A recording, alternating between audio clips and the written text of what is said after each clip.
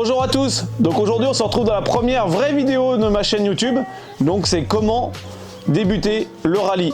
Alors maintenant, ça fait maintenant 2 ans que je fais du rallye et je vais vous expliquer un petit peu comment j'ai fait pour débuter le rallye, sachant que j'y connaissais rien comme vous il y a maintenant 2 ans. Et en plus de cela, dans cette vidéo là, je vais vous partager mon premier rallye en Malmoto au Hellas Rally qui sera fin mai en Grèce. Donc au moins ça vous partagera un petit peu l'expérience de comment j'ai commencé le rallye avec une assistance et comment je vais faire ce premier rallye en Malmoto. Alors pour débuter le rallye, déjà il faut regarder un petit peu ce qu'on veut faire, si on veut faire plutôt du rallye amateur, si on veut aller chercher un petit peu par exemple un Dakar ou un rallye du Maroc, qui est des rallyes quand même qui sont un peu plus longs, un peu plus difficiles. Donc ça il y a un site qui s'appelle Owaka qui référence un petit peu tous les rallyes qui existent. Donc on va du rallye amateur, du rallye un petit peu plus professionnel. Forcément suivant votre budget et votre niveau de moto, peut-être qu'on va commencer plutôt sur du rallye amateur et qu'on va un petit peu aller sur le rallye un peu plus compliqué. Personnellement j'ai commencé par le MDC, Morocco Desert Challenge, qui est un rallye qui se fait en avril, qui est un rallye quand même très difficile puisque c'est 8 jours d'affilée. Donc c'est un rallye pour commencer quand même qui est très compliqué. Et puis là, comme je vais vous dire, là je vais faire mon premier rallye en Malmoto, donc plus petit rallye en Grèce, plus petit budget aussi. Donc ça on en parlera un petit peu à la fin de la vidéo du budget. Mais voilà, c'est un rallye d'1 semaine, l'autre faisait 8 jours. Un qui était au Maroc, donc avec forte chaleur et forcément peut-être une moto un peu plus compétitive qu'il faut parce que les pistes sont plus rapides. À Maroc, on va plutôt se faire avec une moto de rallye et un Hellas Rally, on va plutôt le faire avec une enduro un petit peu modifiée. Donc c'est deux paramètres à prendre en compte pour vous. Est-ce que vous avez une enduro, est-ce que vous avez une moto de rallye? Et quel type de rallye vous voulez faire? Plutôt amateur pour prendre un petit peu vos marques et plutôt professionnel pour accéder un jour peut-être à un Dakar. Donc deuxième chose, une fois qu'on a choisi son rallye, maintenant c'est de savoir si je le fais en Malmoto ou en assistance. Sachant qu'en assistance, moi c'est ce que j'ai préféré choisir pour être dans un cadre professionnel et me faire conseiller pour mes débuts en rallye. Donc vous avez l'équipe Nomad Racing qui est très connue en France et qui est une équipe très professionnelle, où là vraiment ils vont vous prendre de A à Z, vous conseiller pendant toutes vos préparations. Il y a vraiment beaucoup de paramètres, on en parlera un peu plus tard, mais dans le rallye, où quand on débute comme moi, j'étais content quand même de les avoir à mes côtés et qui me conseillent à chaque fois pour aller plus vite. Après, vous pouvez le faire en Malmoto. C'est sûr qu'au niveau budget, on économise quasiment moitié prix par rapport à un rallye qu'on va faire une assistance. Mais ça demande quand même une plus grosse préparation et un peu plus d'expérience. Pour moi, je conseillerais quand même de commencer avec un plus petit rallye, avec une assistance ou une bande de copains qui a déjà commencé et qui a déjà fait du rallye. Mais arriver tout seul sur un rallye en Malmoto, c'est quelque chose que je ne conseille pas forcément. Alors une fois qu'on s'est renseigné pour un rallye, il faut aller faire un stage de navigation. La navigation, ça reste quand même l'épreuve la plus compliquée pendant les rallyes. Et pour moi, ce qui est le plus important, si on sait rouler vite et qu'on ne sait pas naviguer, à part se faire mal et pas avoir forcément les dangers, ça ne sert pas forcément à grand chose. Donc pour ma part, je vais chez Loïc Minaudier. Bon, mon premier stage était chez Loïc Minaudier à Millau. Donc là, c'est vraiment, j'avais pris un stage privatif pendant 2 jours. Voilà, il faut faire forcément un stage de navigation et après on peut s'entraîner. En Espagne, il y a aussi des roadbooks. Mais là, il faut être un peu plus autonome. Vraiment, Loïc, il est là avec vous, il vous forme, il vous donne le maximum d'informations. Vous allez voir, ça fera sujet d'une prochaine vidéo. Donc un stage chez Loïc pour vraiment comprendre la navigation. Alors une fois qu'on a choisi notre assistance ou pas, maintenant il faut regarder un petit peu le type de licence qu'il faut. Suivant les rallyes et suivant le pays où on roule, il y a forcément une licence. Souvent c'est la licence mondiale ou le timbre, on appelle ça. Moi personnellement j'ai une licence à l'année, ce qui me permet de faire plusieurs rallyes et pas payer à chaque fois le timbre, ça revient un petit peu moins cher. Mais voilà, c'est un paramètre qu'il faut bien prendre en compte, que c'est quand même un gros coût financier, la licence. Mais comme souvent les rallyes au Maroc, par exemple le MDC, il n'y a pas besoin de licence mondiale, c'est un timbre, enfin une licence qu'on prend au Maroc qui est beaucoup moins chère. Mais voilà, après dès qu'on rentre par exemple au Hellas Rally ou au Rallye du Maroc, au Dakar, là il faut la licence officielle mondiale, donc ça c'est un paramètre à prendre en compte. Après aussi, une fois qu'on a choisi tout ça, une fois qu'on a sa moto, sa enduro ou sa moto de rallye, il ne faut pas oublier le paramètre et tout le matériel qu'il nous faut de navigation. Et ça, moi personnellement, je l'avais un petit peu sous-estimé quand j'ai commencé le rallye. Je ne m'étais pas rendu compte qu'il fallait autant de matériel de navigation et surtout autant que ça coûtait cher. Donc là, je vais vous faire un petit peu la différence entre une moto qui est ma moto de rallye, qui est vraiment équipée pour faire entre guillemets, du mondial, avec tout le système, et une moto d'enduro qui est plutôt typée amateur pour le Hellas. Ouais, c'est pas le même type de matériel, donc je vais vous expliquer un petit peu la différence entre le matériel, et puis après on parlera aussi de coûts. Alors, en matériel de navigation, pour commencer le rallye, il vous faut 2 tripes et un support, soit en rouleau papier, soit en tablette, comme on va voir à côté. Alors ce qui est important, c'est de comprendre quel type de rallye que vous allez faire et quelle utilité vous allez avoir par la suite, puisque là c'est la marque ICO, on peut les utiliser en autonomie, donc ça veut dire sans GPS. Que les Speedocap qu'on prend chez ERTF, c'est pas des trips qui fonctionnent seuls. Il faut forcément leur système. Donc pas faire comme moi, entre guillemets. Moi j'ai acheté toute cette partie navigation pour m'entraîner, et en fait le jour que j'ai voulu faire des courses, j'avais pas le bon matériel pour faire les courses. Donc ça, c'est tout le matériel qui va sur la moto d'entraînement, qui va sur ma 450 d'enduro. Donc c'est une tour complète où il y a la bulle, et avec mes 2 tripes et mon support de roll-up qui est relié par une télécommande. Ça c'est un matériel pour faire du rallye amateur. C'est ce qui coûte quand même beaucoup moins cher que l'autre système. On peut mettre soit le papier, soit la tablette. Il faut juste racheter le nouveau support de tablette.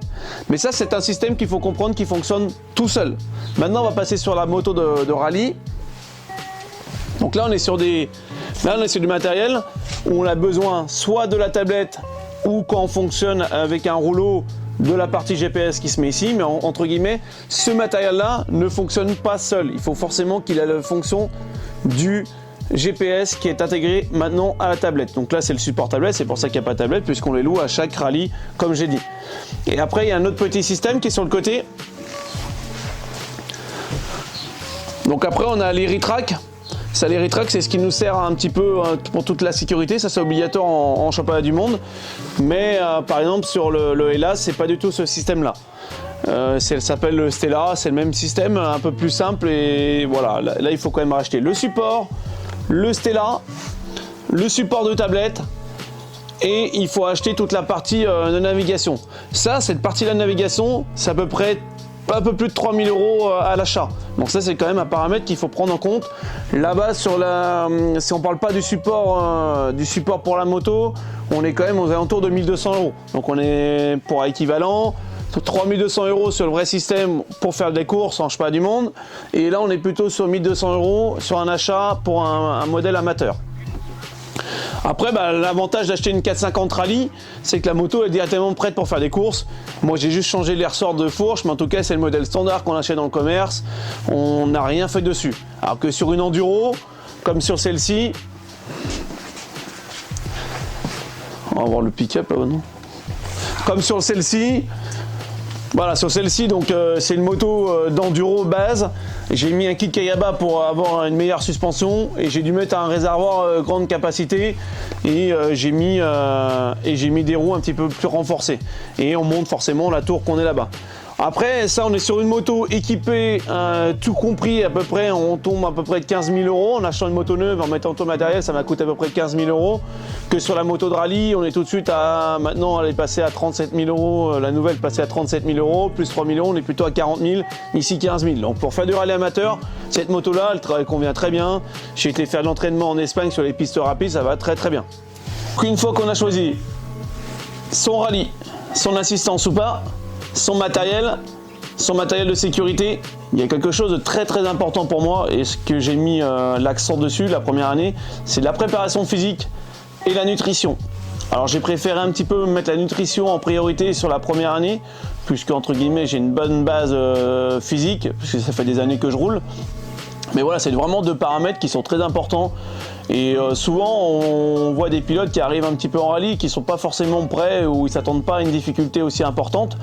Je l'ai vu au premier rallye que j'ai partagé avec des coéquipiers. Voilà, il y en a qui étaient un peu plus en difficulté, qui étaient un petit peu moins prêts.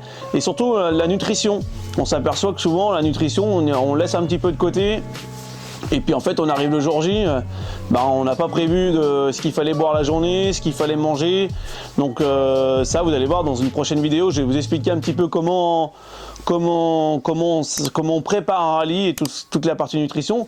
Personnellement moi j'ai quelqu'un qui me suit et qui me fait mes programmes. Pareil pour cette année, j'ai pris quelqu'un qui fait ma préparation physique. Donc cette année je fais la préparation nutrition plus le physique, pour essayer d'allier les deux et d'être encore un petit peu plus près physiquement, surtout sur un Dakar où c'est vraiment lourd sur 15 jours. Après sur un rallye plus amateur, d'une semaine, au moins la nutrition c'est le plus important, c'est entre guillemets c'est l'essence pour vous toute la journée. Donc ça c'est quelque chose d'important. Après physiquement si on a le temps de faire un petit tube physique c'est quand même mieux aussi. Mais voilà, c'est quelque chose qu'il faut vraiment prendre en compte une fois qu'on a tout préparé, la nutrition, la préparation physique.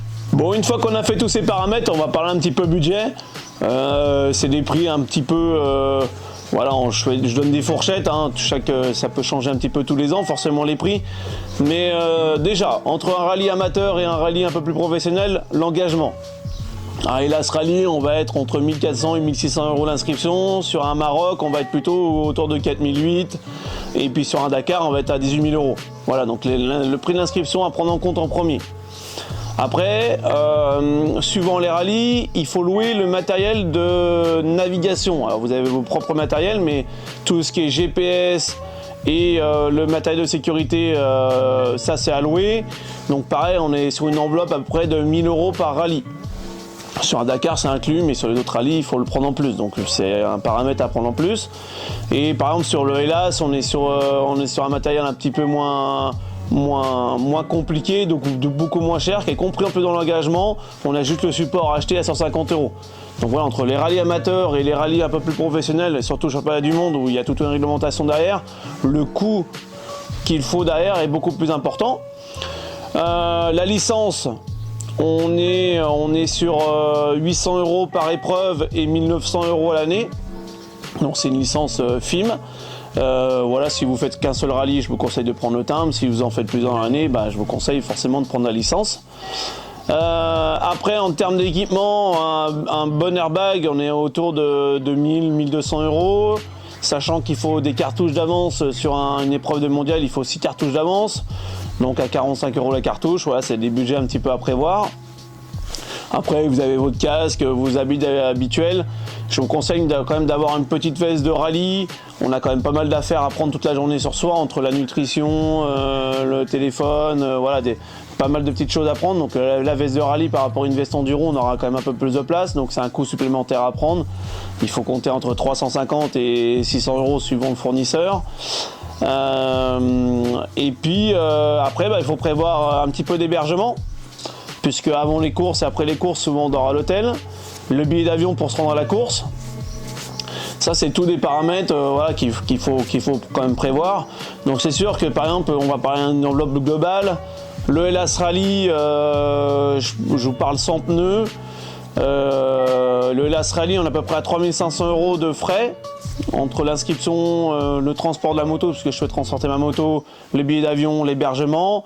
Et sur un rallye du Maroc, on va être plutôt aux alentours de 13 000 euros hors pneus. Donc voilà, le budget n'est pas du tout le même. Et bien sûr, le Hellas sans assistance, le Maroc avec une assistance. Une assistance pour un Maroc, il faut compter entre 6 et 7 000 euros. Et pour un Dakar, il faut compter entre 20 et 25 000 euros. Voilà, c'est les assistances, c'est un petit peu le prix des assistances. Voilà, donc c'est des coûts quand même à prévoir. Moi, je sais que pour ma première année, il y a plein de petits paramètres que j'avais pas prévu. Ils vont vous demander l'airbag, ils vont changer d'airbag parce qu'il faut un double cartouche. Ils vont vous demander le dernier membre de casque. Voilà, il y a plein de petits paramètres.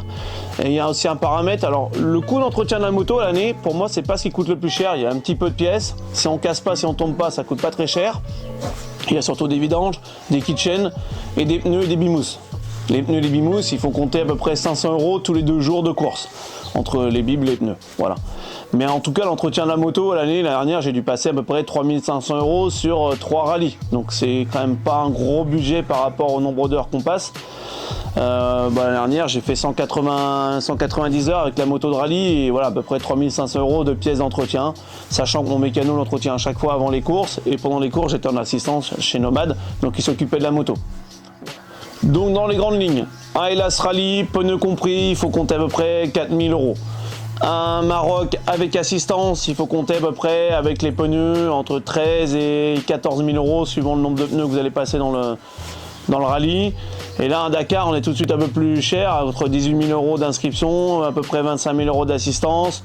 En gros, un budget global à peu près du Dakar, à peu près de 60 000. Bon, j'espère que cette vidéo vous a bien aidé pour débuter le rallye et connaître un petit peu tous les paramètres. Et en tout cas, je vous donne rendez-vous dans la prochaine vidéo sur la navigation chez Loïc Minaudier. Et puis, surtout, abonnez-vous. Ciao, ciao!